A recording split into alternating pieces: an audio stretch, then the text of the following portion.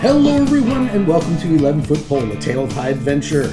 We are playing a Daggerheart actual play on the Isle of Kalmata, and our party is just about to enter, at long last, the lost city of Zadabad.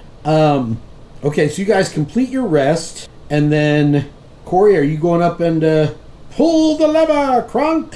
Yeah, Meru will... using the rod, he'll look for where the rod of the crescent moon is going to attach. I don't know how you figured out so quickly that there would be a eight-headed stud on the top of that plinth, but you guessed correctly, sir. There is one, and you give it a twist. Yeah. Okay. The door starts moving aside, right? And there's all this dust and gravel falling down. It hasn't moved in however many hundreds of years. This thing starts pushing to the side, and there's another audible gasp from the entire tribe of Cyclopses as this thing I'll look over at Kratos and just give him a little wink. And like some of the Cyclopses are like getting ready to like bow down, you know, and like worship you guys or something like that, but then some of the others are like, you know, give them an elbow. It's like, hey man, pull it together. But you see beyond a tunnel about 100 feet in diameter, this large, it was obviously a natural cleft at one point, and it was expanded into this huge tunnel that goes into the mountainside.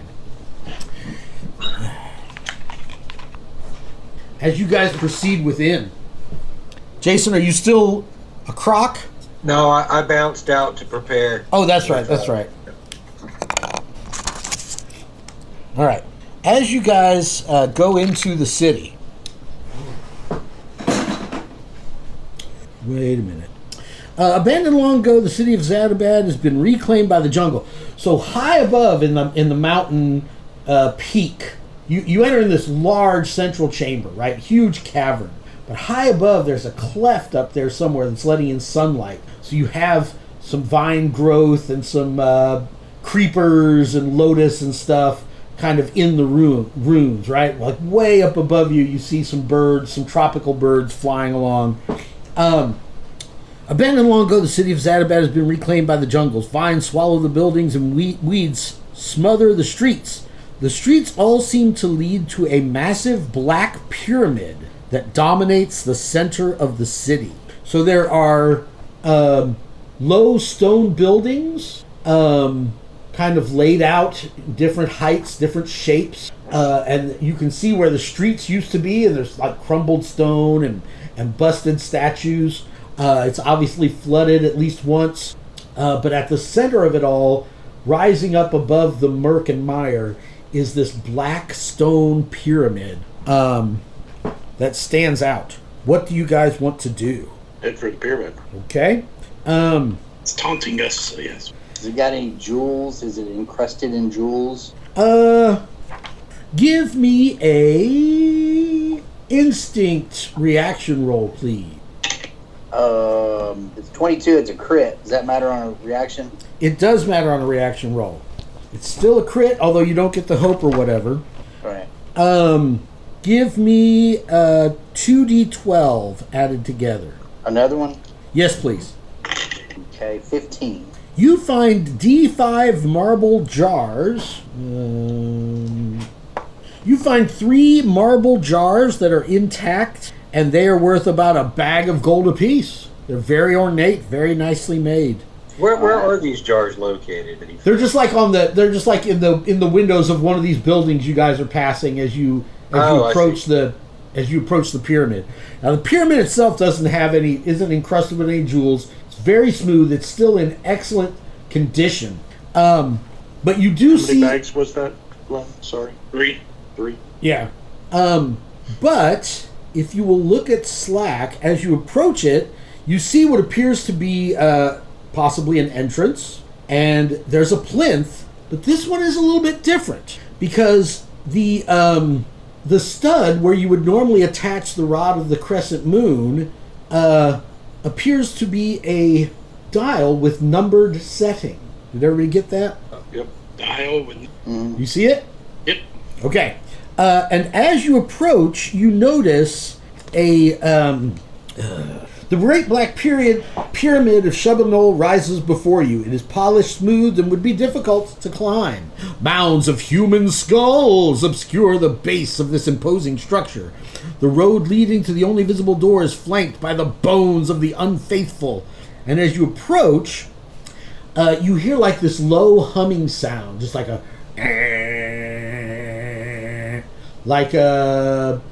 hotel air conditioner running. Not those nice hotels that you stay at, JP.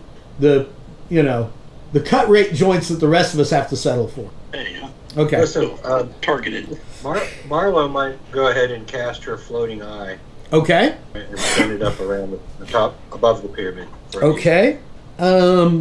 Give me a instinct reaction roll, please. I will do that indeed. 14. Okay. You look around, and what you do spy is there. Like, you guys are at the front of the pyramid, so like kind of on the right-hand side towards the back corner. Like, you guys aren't at a corner, right? You're at the front, right? But 100 degrees around the thing towards the far corner.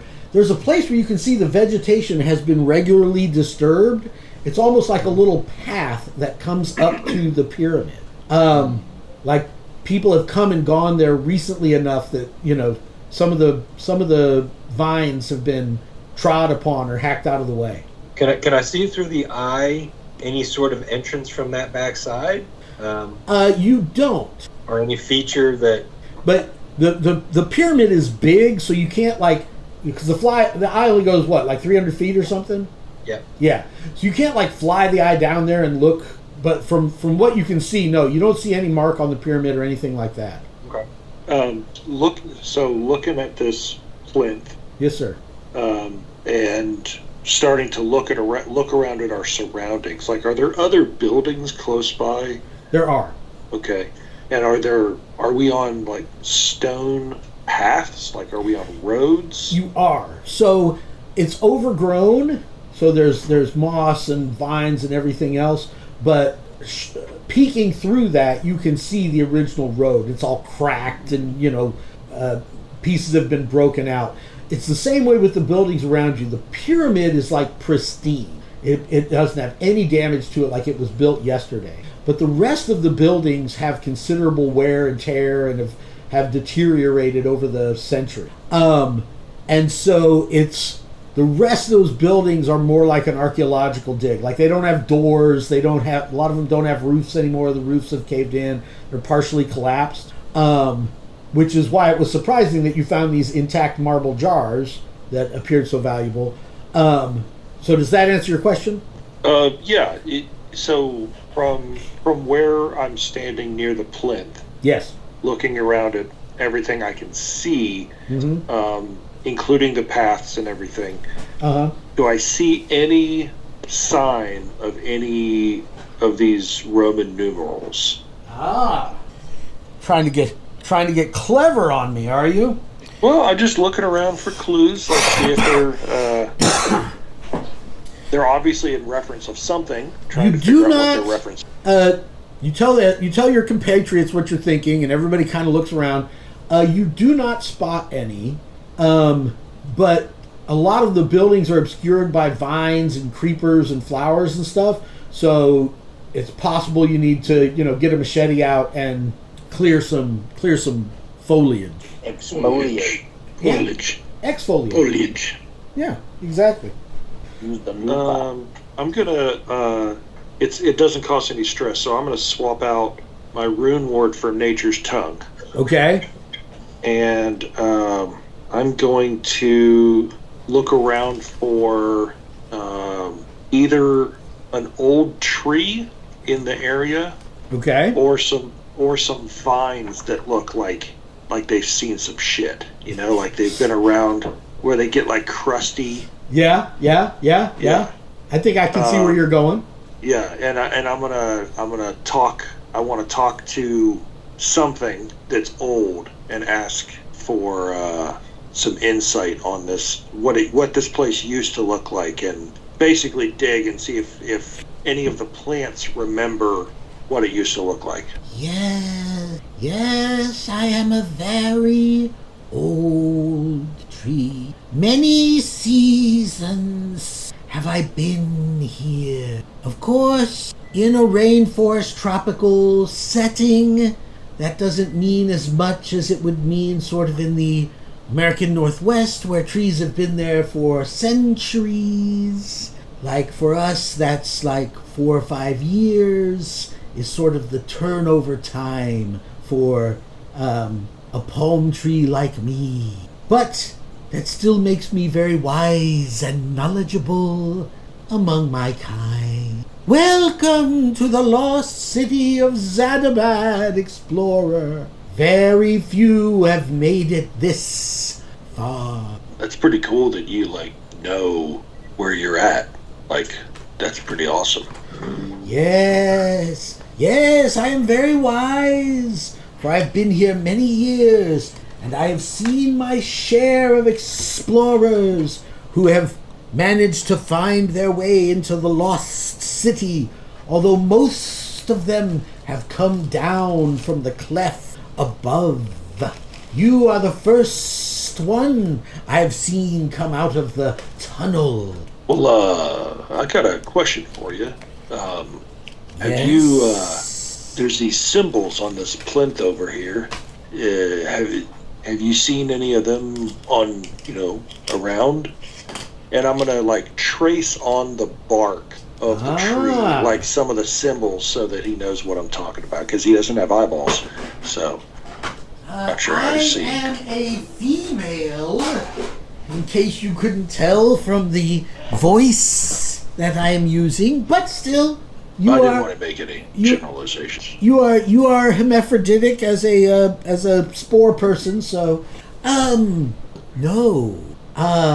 I cannot read the hieroglyphs of the ancient empire that once existed here, but those symbols have never been touched by my root or twig. It's a good thing. And I have witnesses to prove that neither my roots nor twigs have touched those symbols. Are they available? So you said many adventurers have come. A few. What did they do when they got here? Oh, most of them probably fell victim to the snake people. Oh, The old snake people. Are they around here? Yes, they are. They dwell in the temple, in the pyramid. Oh, that one. Yes. They thirst for the blood of explorers like you. Well, probably not me. I'm not made of blood. Once again you have revealed my ignorance. I do apologize. Speaking of, Some Roots- were also roots killed by the poison golem that roams the city. oh, poison golem. Yeah, that doesn't sound good. Hey, Poison golem. speaking of twigs and roots, so how far down do your roots go? Are you you dig deep? No, my roots are shallow beneath the streets and stones, but I'm still able to live and get the water I need. Have you encountered any? So my people, we talk to the mushrooms and through the network, the The fungal web. mycelial network? Yes. Yes. And I'm here to find a lost node. Yes. Have you heard anything about it? Of course. I am well aware of the queen of the mushroom network who dwells beneath the city. Any particular area of the city, or just beneath?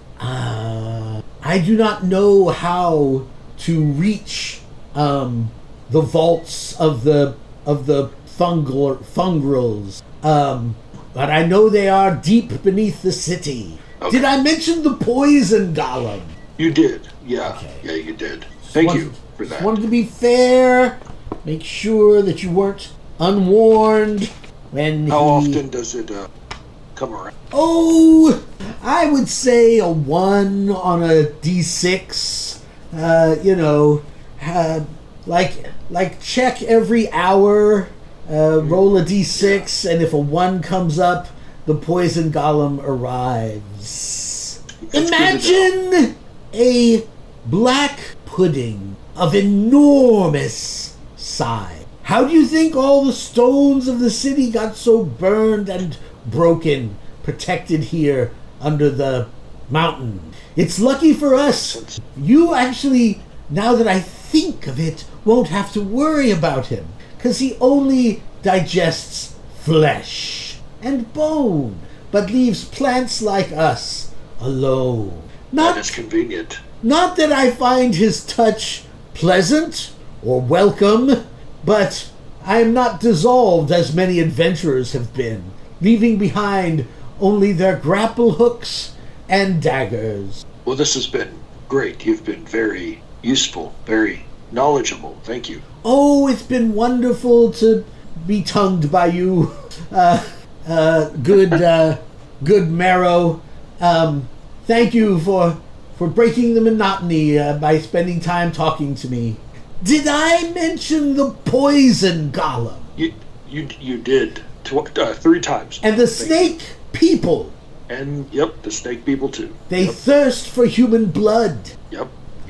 I'm gonna walk away now. Good day to you. Very well. Did I tell you about my roots? All right.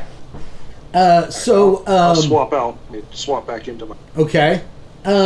So in the spirit of you were warned, I am going to roll a d6, but it is a 4, and nothing untoward happens.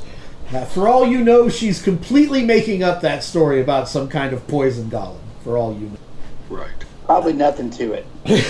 Probably just a scare tactic. So Old wives' tale, I tell you. meet friends. I spoke to this tree. He warned us of this poison golem. I am a snake female. people. Oh, she prefers the female designator. She warned us of poison golem and snake people who dwell inside the pyramid. Well, the poison golem is outside, snake people inside. It knew nothing about how to get inside or what to do about these markings. But I do have an idea. It seems that this dial goes to 10, and I know that can't be right. So maybe I just need to turn it past 10 to 11. Nice. I get nothing for that? Nothing for that, Glenn? I said nice, man. That's good. I liked it. Is that what you do? Probably not, because that seems like a bad idea. Did you break the dial off the thing? is that Well, we need to find some kind of instructions or some kind of clue as to what this does. Take a chance. Crank it, baby. Corey, why don't you just make 10 louder, and then that would be 10. But just, it would be louder. But this one goes to 11.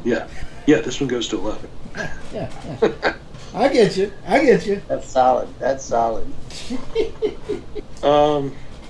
I could just try turning it and see what happens. Okay. Is that what you do? Nobody's telling me not to. Okay. Let's do it. Let's do it. Let's So roll. you apply a little bit of pressure, and it kind of clicks over to 2, and that droning kind of hum sound gets just a little bit louder. Can't tell where it's coming from. It seems to be coming from everywhere. Just kind of this droning sound. Click it over to 3, and The sound gets a little louder, like it's as loud as like a loud conversation. Keep going. I will pause and like look at my group. What you want is to make them complicit. Like, okay, if this blows up, yeah. I did look at you guys. Yeah, I stopped for a second. Marlo's going like this. She's going, Hercules, Hercules, Hercules. All right, nobody said anything, so here we go. You I'll turn it back to 4. and all of a sudden Barnacle is like taking cover behind a stone wall. All you see is his eyes, and then his hand comes up. He's like, go ahead, man. You Yeah, get it I'll up to turn 4, you get it up to 5, and this drone sound starts getting louder and louder. By the time you get it up to 6, it's like as loud as a lion's roar. Like it's really getting loud. You keep going? Yep. Okay. You go to 7, 8, 9. You click it over to 10, and now it is like an AC/DC concert loud. Like it is like a loud, sustained guitar sound that's just like almost painfully loud, standing where you are, seeming to be at the very center of the noise. What do you do? Is anything around me reacting to this sound? Like, is the pyramid doing anything? No, the door doesn't. Is there The door. animals doing anything? The door doesn't budge. Some monkeys scamper off and try to get sort of to the edge of the cavern, and the macaws and the toucans kind of fly away a little bit. And maybe a couple little stones kind of tumble down off of some of the collapsed rooftops and stuff. But other than that, no, there's no big reaction. All right, I'm gonna try to turn it down. I'm gonna try to turn it back the other way. Okay. Just like 1 notch. See if it moves. You can turn it back. It turns down a little bit. It goes back to that loud but not painful volume that it was at 9. Okay. All right, I'll turn it back to 10, and then I'll see if I can push it farther. Okay. So it goes to 11. The reason I didn't react when you said that is that's the whole puzzle. This one goes to 11. I did not make this puzzle up. Because of course it is. This is Carl Bussler and Eric Hoffman who wrote this adventure. Turning the knob on the control panel from 1 to an increasing number will increase the volume of the humming. Only when the knob is turned to a hidden 11th position will the door open with a mighty chord of distorted noise. Awesome. Yes. So, you push it past 10, and there's a final ta-da! And the sound fades away, and the 2 giant doors groan apart, and you can see the passageway that leads into the interior of the temple. Is the passageway lit, or is it dark as anything in there? So as soon as the doors open, there are braziers set into the walls, okay? And you see them light like psh, psh, psh, psh, right? Okay. Like lighting your path. And they're giving off like a weird greenish radiance as they burn. Yeah, like they light, like it's fire. Yeah. Well, that's helpful. It's convenient. Very. So we could see in as if in like dim light or something. Yes. Okay. And so, is there any feature that's standing out? Doorways to the left or right of the passage? Is it one open room? I'm building it right now, man. Oh, I'm sorry. I'm right. Not giving you a chance. And isn't it ironic? Is this the right word of the use of the word ironic? That marrow is a creature that has no marrow. It is true. Spelled differently. Oh, is it? Yeah. Well, originally you hadn't decided if it was going to be Morrow or Marrow, right? Well, it could be. But then- it's pronounced either way. But then Jason chose Marlowe. Oh, I didn't. That was chosen for Jason. No, I'm saying you chose that character. Oh, got it. Actually, let's do it this way. Have you guys seen my new dungeon tiles? I don't think you guys have. I think this is your first time seeing my new dungeons. They're nifty and spiffy, and I want you to tell me how great you think they are. They look You great. bought these or you made these? I made them. Did you? What do you Yes. make Pull them him out out of? of his ass. So, Lynn's son, Garrett, is in my other group. And he works for this company that does like TV production and stuff. And they bought a 3D printer to like make merch and stuff with their logo on it. Okay? But nobody knew how to use a 3D printer, so somebody had to fool around with it and learn how to use it. So that's what he's been doing. So I was like, hey, if I bought you some resin or filament or whatever they call it, I was like, if I paid for my own filament, could you 3D print me some dungeon tiles? He's like, sure. And then I painted these and, put a little bit of did a little bit of my magic to them, Yeah, those are great. Cleaned him up. Yeah. Hey, so since we're talking about the name that I chose, Yes. so it's one of the origins is Japanese, and it embodies the meaning of myself. Huh. Okay. So he literally named himself me. Oh. Okay. All right. That's a very Groot kind of thing. Yeah. I am Groot. And I like how Marlo. all the other characters understands what that means. They like to say, I am Groot, and they all go, what? What do you mean by that? Who are you calling an idiot? Yeah. What? Well, it's like the whole Chewbacca thing. You know what I mean? Yeah. It's like how many people speak Oh, yeah. Wookiee and, whatever else. It's just this running thing they try to do in sci-fi. But I think like that's the joke of it, right? Is that all he's saying is I am Groot, and yet everybody can understand these as full sentences, With deep meaning. Right. With Yeah. detailed meaning, and it's like just from the inflection or whatever. Like that's what was it? Mars Attacks or whatever, where all of the aliens, their whole language was because for Star Trek they had made up the whole Klingon language and the whole Huttese language and everything. So their joke was just to have them go All right. So you guys see a wide passage, decorated. Blah, blah, blah, blah, blah, blah. So this hallway is decorated with more of these Kadari hieroglyphs and different symbols, basically different cartouches of different sort of pharaohs and everything. Who's in the front as you guys come down here? Not it. You do. Not the ribbit. I'm hiding I'll take it. behind What? the I giant. pushed the ribbit to the front. I'll take it. Do your job. As you Who's come on? down here, you see that this room has a hallway that leads out on the other side, and then it has sort of a narrow hallway, I think three-dimensionally, Glenn, leads out of this side.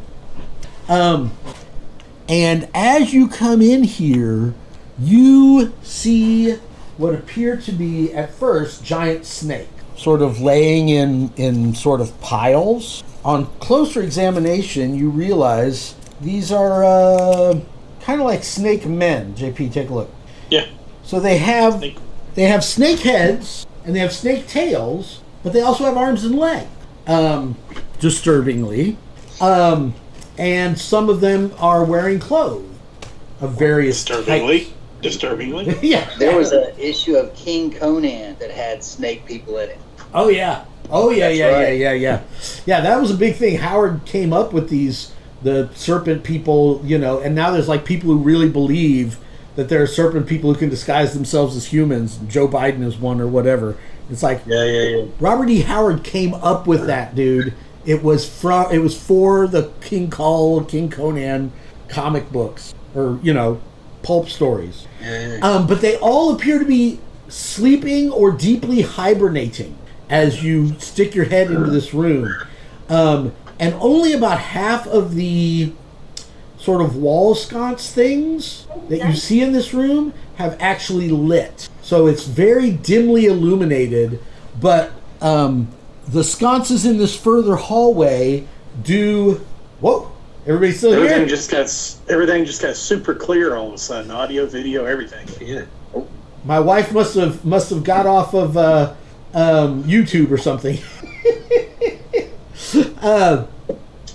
So this hallway is lit. The room is dimly lit, and there's about 8 or 9 serpent folk that appear to be in some kind of hibernation inside the room. Okay, Kari was not given instructions as to how to proceed if something like this came up. So she'll just turn and who's behind her? I can't tell. Ribbit. Yeah, it's the Ribbit, and then Corey, and then Jason's in the back. She'll just turn, very quietly whisper, Snake white.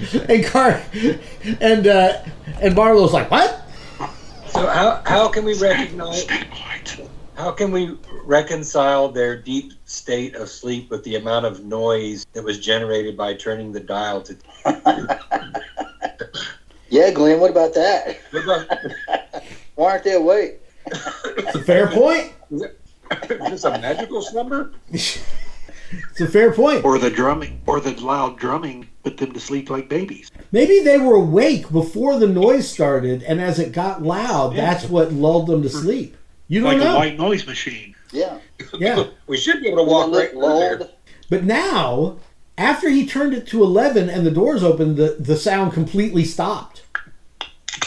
So they could wake up at any moment. Actually, JP, I'm not going to make you roll for it. You notice that they all have sound canceling headphones that they seem to be wearing. The good ones, not like the Amazon knockoffs, like the Bose ones. What do you guys do? that's what I'm asking. Approximately how many? I mean, can I get a count? 8 or 9. 8 8 or 9. And about how big are they? Man-sized. Do we see any weapons? Yes. You kind of creep up and peek around the corner, and a couple of them have swords and daggers, and looks like one has a bow. One has like a mace of some kind. Yeah. And all of their weapons are like elaborately decorated and with all these, inlays and everything else. Like they're all very fancy and high end. You think I could sneak down there and steal their weapons? Ooh, It's a good idea. I was going to suggest you go through first. All right. I got a new experience that I added called I Can Run Really Fast. Okay. All right. You might have a need for that. Yeah. So what? All right. So as I'm preparing for this proposed action, Yes. I'm getting a little closer and just getting a little recon. So what's the distance from the furthest one out back to where we're at? And is there stairs involved? There are no stairs involved. I sound like my age now. Yeah. I mean, it's about 30 feet out this way. It's about 30 feet out this way. The whole room is, 40. Yeah, the whole room is like 60 feet across. And isn't that like, if I'm really running, isn't that like my max? Yes. But that would assume that I'm just covering up distance, not that I'm collecting weapons. Correct. I'm assuming you're going to like creep in there, that you're not going to be running. So. Right. I'll be doing nifty frog work. Now that sounds really swashbuckling to me. No. I mean, no. It's not? No. What about I can run really fast? I don't see how that's going to help you either. It would be a finesse roll. I think you would get advantage because you're a rogue and you're good at being sneaky in general. But I don't think you're going to be able to use those experiences. Okay. All right, let me get my dice. Hold on. Who comes to a tabletop role-playing game without their dice? I had moved. Oh, okay. You moved while we were, yeah. Yeah, give my poor little back some relief. All right. So all right. So what I'm doing is I'm creeping out to one side of it, and I'm gonna get to the end. I'm just telling you what my plan is. Okay. Right, and then I'm gonna my probable actual action will be to stealthily and craftily pick up the weapons and head back behind the giant Right. who eats intestines. I mean, Right. Okay. So you get into position with no problem. all right. And it does seem like, of course, you're being super quiet, but it does seem like they're not responsive to sound at all, right? So you go into this you go into this first guy, and of course he's kind of, holding his sword like this, he's kind of cradling it like a teddy bear, and you're trying to like pull it out without rousing him. I'm gonna need a finesse roll. The difficulty is going to be 11. Okay, so I got a 14. Okay, hope or fear? Hope. Okay, mark a hope. You've disarmed the first one. This guy doesn't seem to have a weapon. This guy's got a sword, and she's got a dagger. Which one do you want to go for, sword or dagger? Let's get the sword. Okay, give me another roll. Again with a 14. All right, hope or fear? That's a fear this time. All right. You're going to come over to her. You're going to try to pick her pocket, get her dagger. Did it matter that I got a fear? I marked it. I took it. Okay, all right. What about on the other side? Is there any swords on the other side? This guy's got a bow. This guy is a big, beefy guy with a sword. And then he's got a mace. So these two look like females that have daggers. This guy's a big, beefy, barbarian-looking guy with a sword. You want to get him? Yeah, let me try to get him. Okay, go ahead. Okay, that is a 16 with hope. Okay, mark a hope. I'm going to spend 2 fear.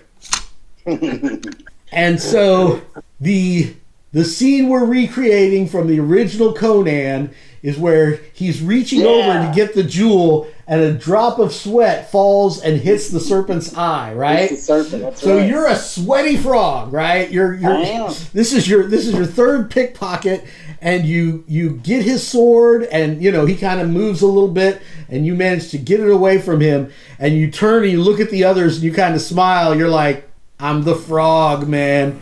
And that's when I'm the frog man. I'm the frog man, man. A drop of sweat falls and lands on his lizard eye, and his eye kind of opens. And as you're turning away from him, he does the thing where he kind of uncoils, right? And his hood opens. He's like, and his tail. And we'll find out what happens next time on 11 Foot Pole.